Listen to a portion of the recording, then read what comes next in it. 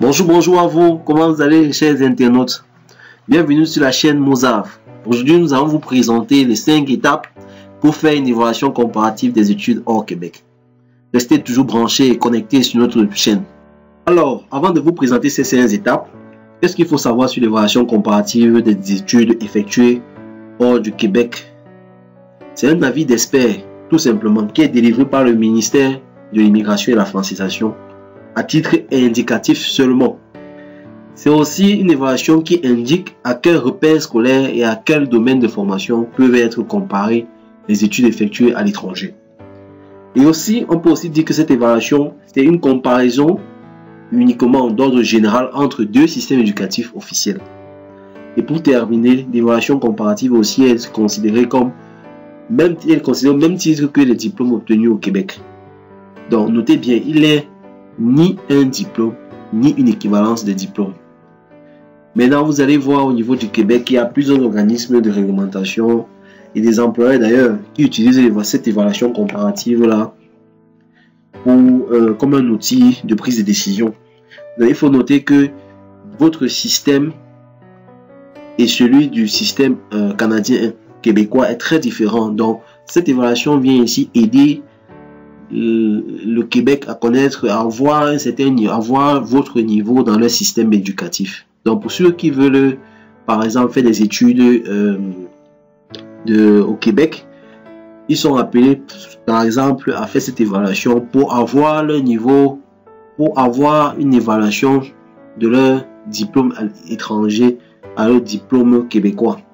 Donc je prends un exemple, si j'ai une licence aujourd'hui hors du Québec, hors du Canada, et que je souhaiterais continuer en master, il va falloir faire une évaluation comparative pour voir à quel niveau le Québec me positionne sur un système éducatif. Et lorsque j'aurai cette évaluation, je pourrais dire ok, je peux postuler par exemple à ma suite de ma formation, par exemple en master. Et aussi, cette évaluation comparative aide aussi, ce n'est pas forcément obligatoire à les employeurs québécois à avoir votre niveau sur leur système éducatif. Tout simplement.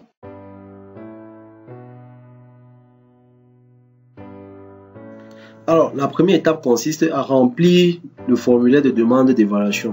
Pour ce faire, nous allons donc nous connecter sur Google. Nous allons saisir évaluation comparative des études hors Québec.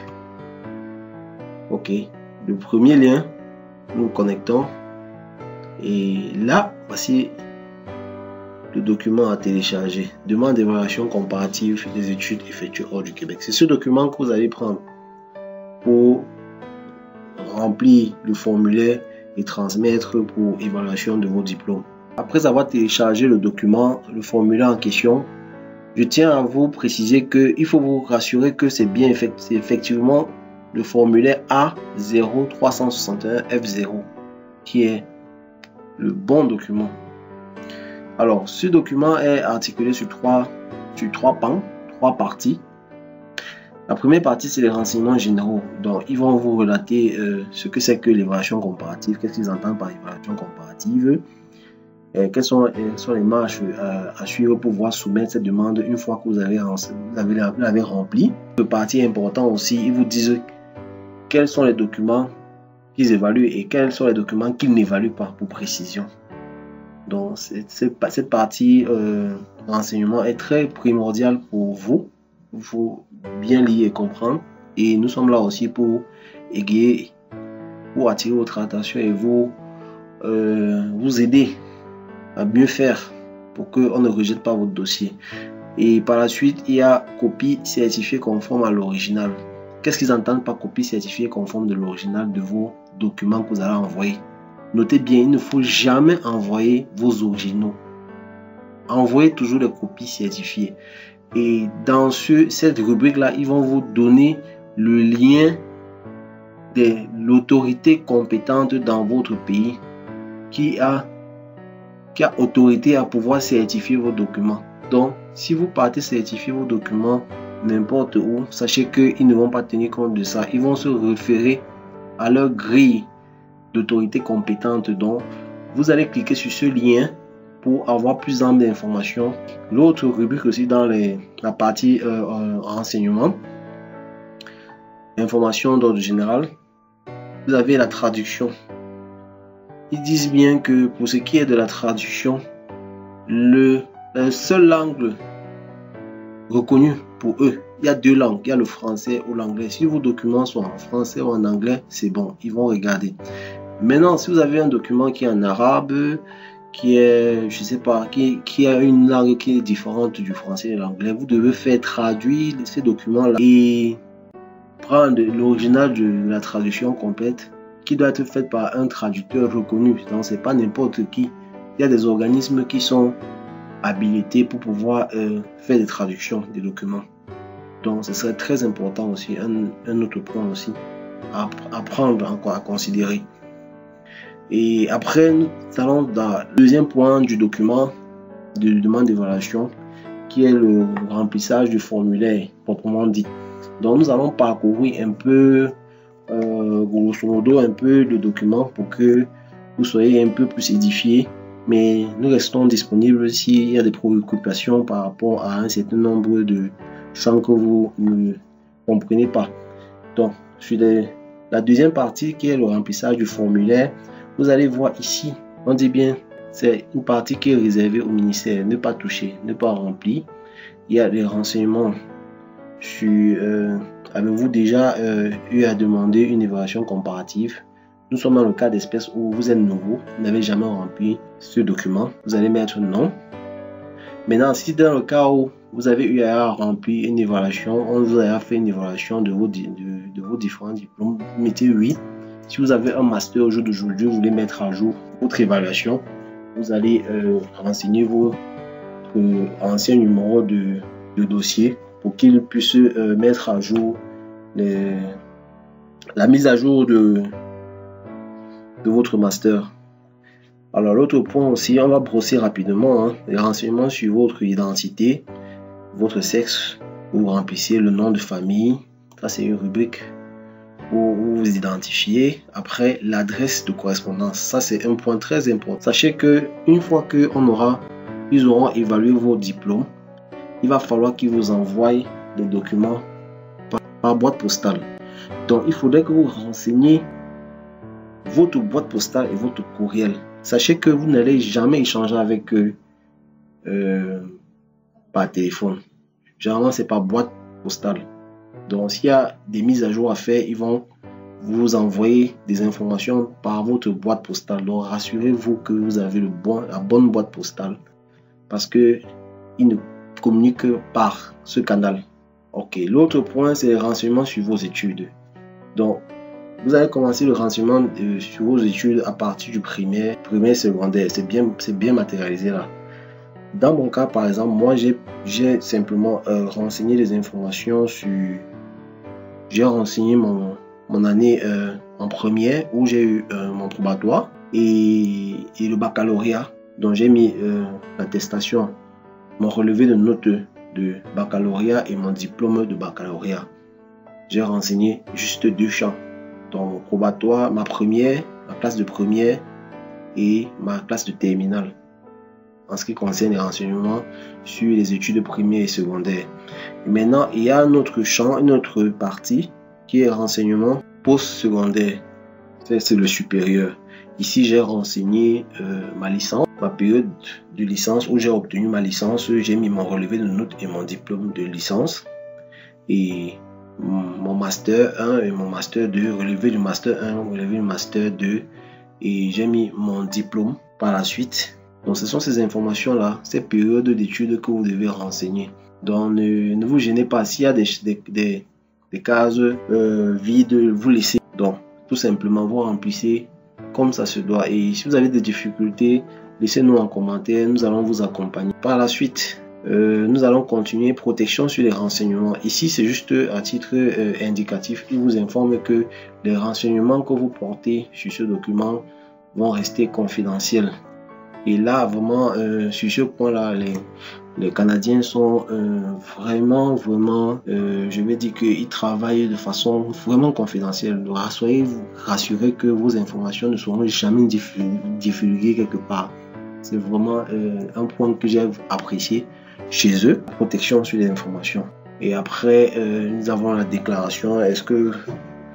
Bon, bref, ça c'est des parties déclaratives. Et après, vous signez le document que vous acceptez cette déclaration, que vous comprenez tout ce que vous avez rempli. Vous donnez votre consentement ici pour valider le dossier. Par la suite, la dernière partie de ce document d'évaluation, de demande d'évaluation comparative, nous avons la liste des documents à soumettre. Dans cette partie, c'est beaucoup plus, on va vous demander on va vous lister tous les documents que vous devez joindre dans votre dossier, c'est-à-dire dans l'enveloppe que vous allez soumettre au ministère pour qu'ils évaluent votre diplôme. Quels sont les différents documents qu'ils attendent? Tout est listé. Donc, je pense que ce document, cette troisième partie doit être un peu comme votre boussole à la fin. C'est-à-dire que quand vous aurez confectionné, vous aurez collecté tous vos documents, vous allez faire un check-in pour vous rassurer que c'est bon. Donc ici, cette troisième partie ici, par exemple, ce qu'on attend de vous, c'est que vous déposez la demande, le formulaire en question, dûment rempli, mais qui doit être une copie originale. Donc n'allez pas vous remplissez les informations, après vous photocopiez, vous joignez plutôt la photocopie dans le dossier. Non, on veut l'original. Et vous cochez, quand c'est fait, vous cochez que c'est bon. Et après, quelles sont les pièces justificatives qu'on attend de vous? Vous pouvez donner la photocopie, c'est bien mentionné, la photocopie de votre passeport. Ou bien, vous pouvez donner votre acte de naissance. Pour ceux qui n'ont pas de passeport, c'est pas grave. Vous pouvez donner l'acte de naissance, photocopie. Juste photocopie. Maintenant, si vous êtes résident permanent, vous pouvez photocopier votre carte de résident permanent pour joindre dans le dossier. Pour ce qui est des études primaires, comme je vous ai dit, vous devez simplement mettre votre relevé de note, par exemple, pour la première, le probatoire, relevé de probatoire. Et ce relevé doit être dûment certifié par l'autorité reconnue. Et tout est précisé aussi. Le diplôme, il faut aussi mentionner le diplôme. Donc, si vous n'avez pas le diplôme, vous pouvez demander à l'école de vous produire l'attestation de réussite. Ça fait aussi foi généralement. Et vous devez faire certifier par une autorité reconnue de votre pays. Et les traductions aussi, on demande l'original des traductions. Pour ceux qui sont dans les pays, par exemple, du Maghreb, dont le diplôme sont en arabe, vous devez faire la traduction par un traducteur reconnu. Vous devez joindre l'original de la traduction et vous allez donner aussi le document, le diplôme en arabe, sa décision. Ça doit être un document certifié. Ne envoyez jamais vos originaux.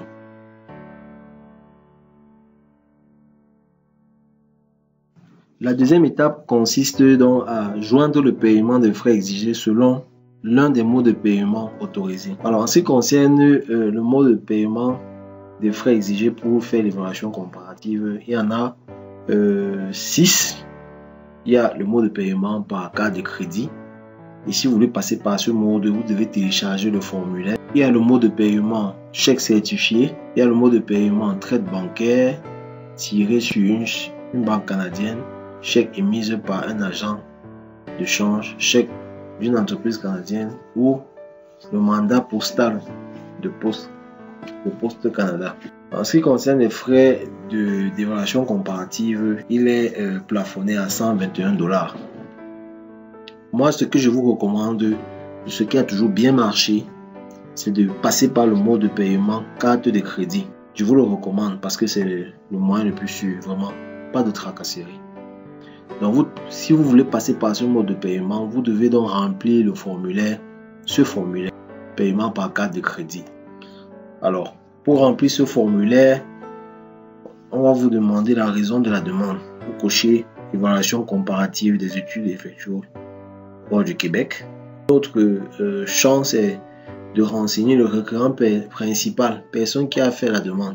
Il y a une précision ici. Si c'est vous le titulaire de la carte de crédit, vous allez plutôt renseigner l'information sur ce champ et vous laissez ceci.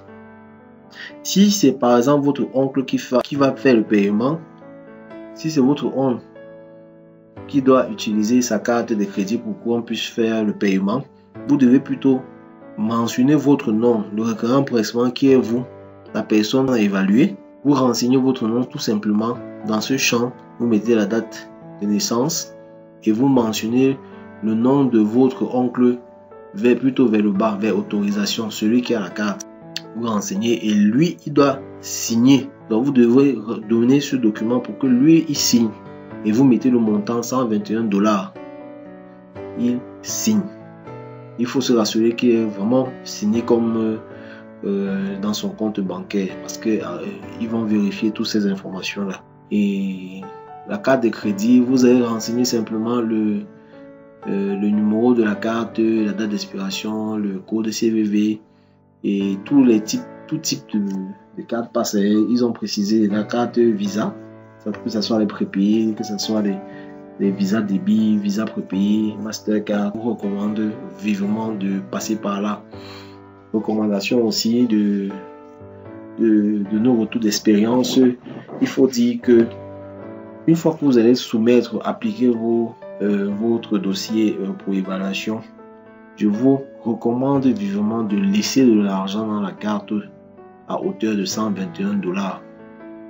Parce que à partir du moment que vous allez voir que votre compte a été débité de $121, il faut donc savoir que le ministère a parcouru tous vos documents et a trouvé que vous avez respecté toute la procédure, tous les documents requis pour pouvoir faire l'évaluation de votre diplôme. Donc si vous voyez le débit, ça veut dire que effectivement votre dossier est OK. Ça va vous permettre de vous rassurer sur ce point-là. Je ne voudrais pas que vous soyez dans une attitude que s'il n'y a pas d'argent dans le compte et que le gouvernement, le ministère veut débiter, prélever le montant de frais d'études et se rend compte qu'il n'y a pas de fonds, ce qu'ils vont faire tout simplement, ils vont rejeter le dossier. Donc vivement, il faut laisser de l'argent suffisant. Et aussi, il faut dire que en ce qui concerne ce pan, n'ayez pas peur, je vous rassure, parce que côté sécurité, ils vont garder vos informations. Ils sont vraiment professionnels et ils gèrent l'aspect confidentialité des données.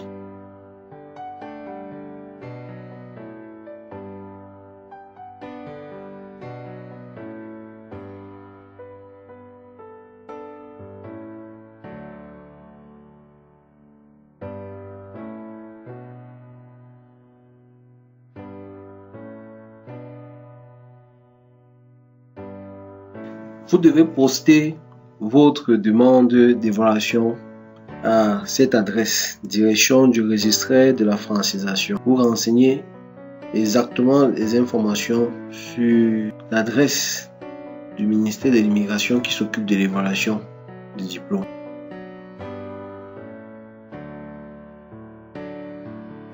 Alors, ce que vous devez savoir, c'est qu'une fois que vous aurez transmis votre dossier par voie postale, et je vous recommande d'utiliser, pour que votre dossier aille vite au niveau du ministère de l'immigration, d'utiliser DHL ou bien FedEx pour transmettre rapidement votre dossier. Une fois que le ministère aura réceptionné votre dossier, vous aurez un délai de 15 jours ouvrables pour qu'il vous transmette, pour qu'il vous renvoie un accusé de réception. Et l'accusé de réception, comme je vous ai dit, c'est par boîte postale. Donc, rassurez-vous de bien renseigner votre boîte postale pour avoir l'accusé de réception. Une fois que vous aurez l'accusé de réception, vous allez compter 5 semaines. 5 semaines est le délai de moyen de traitement pour avoir votre évaluation comparative. C'est 5 semaines et vous recevrez votre évaluation comparative dans votre boîte postale. Donc, nous vous invitons à liker, à partager cette vidéo et à vous abonner en bas de la page. Si ça vous a plu, nous sommes très contents de partager avec vous ces informations en temps réel. Et nous comptons pour les prochaines vidéos vous parler de l'évaluation du diplôme EDE pour l'entrée express. Nous vous remercions et restez toujours connectés sur la chaîne de Mozave. Au revoir. Merci.